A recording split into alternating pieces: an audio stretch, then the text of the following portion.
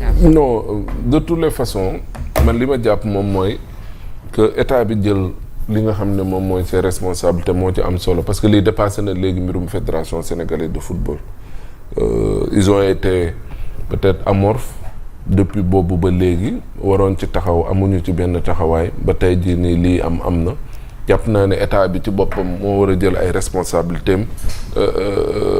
instruire ce dossier là taxaw ci avec bien sûr nos éminents juristes jàpp naa ne yàlla mën nañu ci defal quand même sutura surtout que comme le président immiscé wu na ci jël na le dossier en main loolu lu am solo la déjà avec les directives ak les orientations yi nga xam ne moom lañ ci war a am état bi jël ses responsabilités par rapport ak ce contentieux là jàpp naa ne mooy li nga xamante ne nii moom moo ci gën a am solo. Et maintenant fédération peut-être ils vont revenir peut-être sur des péripéties yu ñoom seen mais li gën a am solo moom mooy état bi ni mu ci taxawee nii jël ses responsabilités ba ut ay avocats yëpp yu ci war a dem jàpp naa ne mooy li nga xam te ni moom mooy. et puis ne pas oublier les 18 supporters qui sont au Maroc Mamadou parce que taxawaay bi ñu am ci retrait coupe bi tamit xëy na bu ñu ko amoon ca ba ñu. dañoo bàyyi mu dañoo nekk di layam ci dossier boobu moo tax mu toll fii maintenant comme gars ñi yeewu nañ fu mu nekk nii. gëm naa ne bu ñu paree ci mbirum coupe bi moom fa ñu jëm mooy xool yan levier nañ war a activer pour que suñuy doom ñu mën a retrouver les siens très rapidement nu mu gën a gaawee et vivement justement ces orientations là yi nga xam ne peut-être dinañ ko jël wala mesures yi nga xam te ne nii dinañ ko jël justement pour que quand même suñu doom yi mën a dellu si mais également ce sera un signal fort pour ñu mën tamit di bàyyi xel et mën ñu gën a jox cër surtout parce que naar yi la ma leen ca wax moo ca am ay jaam képp nañ ñu jàppee amul leneen léegi nag ku la jàppee ab jaam xool woy amul nekkul ci ay woy yow ay ami pays ami frère nga loolu amul les états n'ont que des intérêts yooyu ay caaxaan la ay ami kii ku la ne ami frère nga pays ami frère dina jël say doom di leen def nu mu leen def quand même c'est paradoxal loolu dépassé dina ay mbirum diplomatie ak ñoom seen gat sa nag yi ñuy woote ne ñoom ci loolu nañu mën a kërti léegi nag fii la gat sa safe waaw gat sa pour jëli suñuy doom ñu ñëw ci réew mi loolu moom mooy dëgg. mooy dëgg de il faut pas les oublier sincèrement alors on termine très rapidement avec bourse familiale yi commencé nañ koo fay à la veille de la Korité ña ngay rend daal vraiment. Mais est-ce qu'il valait la peine tout de même de l'arrêter bu fekkente ni c'était pour après être reprise man daal comprendre uma soit on arrête quelque chose définitivement pour faire un truc similaire dañ doon def audit voilà audit lañ doon def xam nga loolu soxna si loolu ce n'est même pas 24 mois non loolu wuy ma ce n'est même pas pertinent audit mosoo gis fenn foo ne da ngay def audit rek arrêté leen mais corps de contrôle mën nañu auditer en laissant oui di liggéey amul leneen l'histoire du BTP loolu moo ci xew parce que oui moo indi problème bi da ngay auditer kay yow bàyyil nit ñi di liggéey ngay auditer ku nekk en règle alhamdulilah ku nekkul en règle nga arrêté ko c'est aussi simple day mel ni rek nga ne way ñu xëy ne way tey Sénégal moom dañuy contrôler oto yi ba xam am nañ visite technique mais est-ce que da nga naan oto yëpp noo taxaw leen bu kenn daw léegi damay contrôler visite technique oto yi dañuy daw ngay def say audit di def say contrôle et ainsi de suite donc jàpp naa ne d'abord le fait que ñu ne dañ ko bëgg auditer d'accord nañ ci loolu ñun amuñu ci benn problème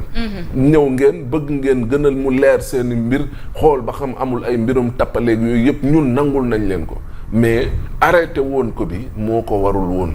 auditer leen di xool il y a ce qu'on appelle un registre unique boo xamante ne nii li jëm lépp ci mbirum jàppal ma jàpp indigents yi ñi nga xamante ne nii ñoo laaj ndimbal ak lépp Macky avait travaillé sur ce registre là ba ñu nekkoon à plus d'1 million je te dis de ménages yoo xamante ne nii tey reconnu et tout ñoo xam ne yelloo nañu ndimbal d'accord ñëw ngeen saytu xool nangul nañ leen ko mais tey jii nii li war moom moo doon bàyyi programme bi continuer boo leen demee ba nga xam ne kii du véritable ayant droit mais ngeen football ko ki nekk véritable ayant droit mu continuer di jot la muy war a jot mais durant tout ce temps-là ces ménages là lan nañ dundee durant tout ce temps-là ces ménages là est-ce que gënuñu nekk dans l'extrême pauvreté tey jii nii loolu buy ñëw est-ce que dina leen mën parce que avec ces 35 000 là il faut comprendre que certains ménages demoon nañ ba daanaka li ci ëpp ci seen i dundin ñi ngi ko doon améliorer avec ces 35 000. est-ce que dañ leen war a rappel sax. waaw loolu laa doon wax mooy rappel bi. loolu mooy li war loolu mooy li war mais là tu peux même pas mesurer les conséquences en fait sur le plan social. parce que ki nga xam ne 35 000 yooyu 35 000 peut-être benn booy Dakar gu mel ni yow lay naan ngay naan loolu weccit la ci yow. mais aller dans les coins les plus reculés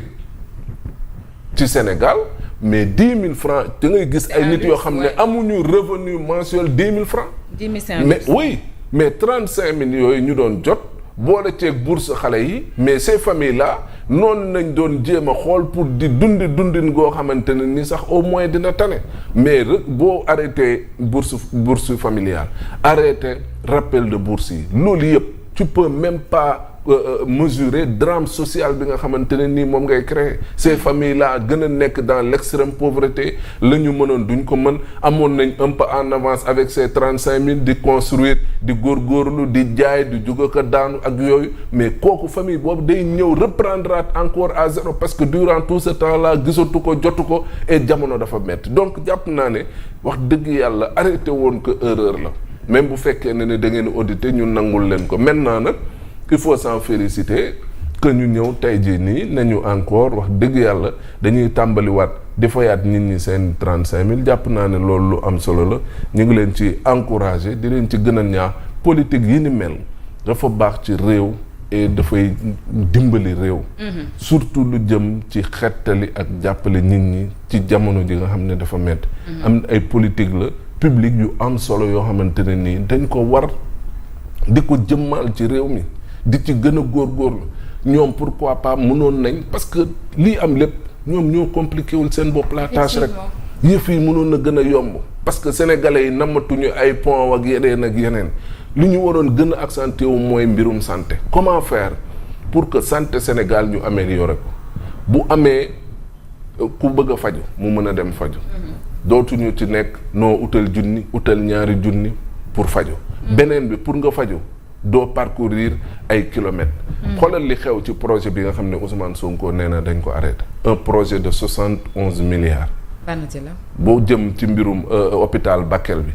est-ce que xam nga ne ci biir projet boobu noonu dañ ci décider woon pour joxaale structure sanitaire yu bëri li jëm ci wàllum imagerie médicale te imagerie médicale est-ce que xam nga ne kay jóge Bakel di ñëw ba Dakar le coût du voyage. lim fiy toog lim koy def. tey boo amee imagerie à Bakel day tax nit ki du sonn di dangi il peut mourir en cours de route ak yooyu yëpp coono yooyu yëpp nga ñëw ne non projet bi te président de la République dig na Bakel ne leen foofu dañ fay def hôpital effectivement doo comprendre ñoom waa Bakel pour ñu dem am soins de qualité jot hôpital de niveau 3 il faut parcourir 150 kilomètres ma foi kon donc doo comprendre donc am na ci yenn politique yoo xamante ne nii lépp lu jaar yoon wala li ngeen gis ne lii kat am na njëriñ ay mbirum xëccoo ay mbirum considération yenn yi nga xamante ne nii day tardeel mbir yi loolu il faut ñu ci surpasser wu. et il faut aller très vite sénégalais yi dañoo sonn ku lu ne këtt lu ne jonn moom moo koy faj sénégalais yi ci lu ñu nekk nii lu leen ci génnee nañu bëgg donc jàpp naa ne quand même il faut ñu féliciter leen encourager leen ci lii ñu def ci bourse familiale yi le fait que mu reprendre bu ñu amoon rappel nag moom dara du ko dàq rappel bi moom lu waroon la très franchement c'est-à-dire c'est obligatoire waaw lu wax dëgg yàlla moom man damay bañ rek ne rappel gars yi ñu naan ñu def ñu mbirum étudiants yi ba jël yëf yi kii waaw mais dañ leen war a rappel man loolu laa parce que en réalité loolu budgétisé la jël au-delà de budget sax c'est-à-dire dañ ko constitutionnaliser effectivement c'est l'heure du maanaam nu mu tuddati bourse de sécurité familiale oui c'est institutionnalisé en fait moo tax man je me suis longuement posé la question lan moo waral qu'est-ce qui explique en fait arrêté bi ñu ko arrêté Fofana wax na ko léegi c'était tous les mois non c'était tous les mois Non, tous les C'était 3 tous les mois, 3 mois. chaque trimestre. Alors, normalement, C'est 4 fois 35 000 par année. Oui, c'est-à-dire. 8 fois. Ils ont droit à 8 fois 35 000. Oui. Non. C'est 4 fois. 4 fois 3, 12. C'est chaque 3 mois. Mooy 1 an. Mooy 1 an 4 fois mooy 1 an. mais 4 fois 35 000, c'est combien? ça fait mais depuis 8 2 ans lañ ko arrêté. Ouais, depuis 2 ans, oui, ça fait 8 trimestres. 8 trimestres, je parle de ça. Ok, 35 000. Attends, on fait le 35 calcul. 000, Oui, c'est 280 000. loolu lañ leen war a Pour jox chaque nii. ménage. mais oui mais loolu mooy dëgg. xamoo ndax man bokk naa ci bourse. 200. ni koy lijjantee nii du wane déedéet. xamoo leen ndax bourse nag dimbali nit ñi yoon xamoo leen ndax sama yaay day fay ko bourse am déet. non mais c'est vrai mais dañu war a def rappel bi loolu mooy en fait loolu mooy lii yoon. bu ñu ko defee mooy def nañ li yoon suñ ko deful mooy teggi nañ yoon ñu ngi def lu leen neex. effectivement léegi nag xam nga audit Fofana wax na ko léegi xam nga franchement xam nga li ñuy dund nii yëpp mënoon nañu ko éviter. surtout ci BTP bi. c'est-à-dire yow da ngay def audit am nga ay corps de contrôle Ousmane Sonko taxaw na fii mu tagg corps de contrôle yi nekk Sénégal loolu mooy wane ni corps de contrôle yi performant nañu. Tu n'as pas besoin d'arrêter un programme pour contrôler en fait. Ah ouais. Pour moi tu n'en as pas besoin. yow nee nga bourse de sécurité familiale da ngay def audit parce que am na ñoo nga xamante ne et ça c'est vrai mais loolu pour man ANSD mu ngi ko doon jël en charge c'est-à-dire parce que am na ñu nga xamante ni faatu nañ ci am na ñoo nga xamante ni ils n'en ont pas besoin parce que en réalité il faut rappeler que bourse sécurité familiale bi ko Macky Sall di indi c'était pas pour que nit ki di continuer ñu koy jox 35 000 wala 25 000 francs par weer durant tout le reste de sa vie.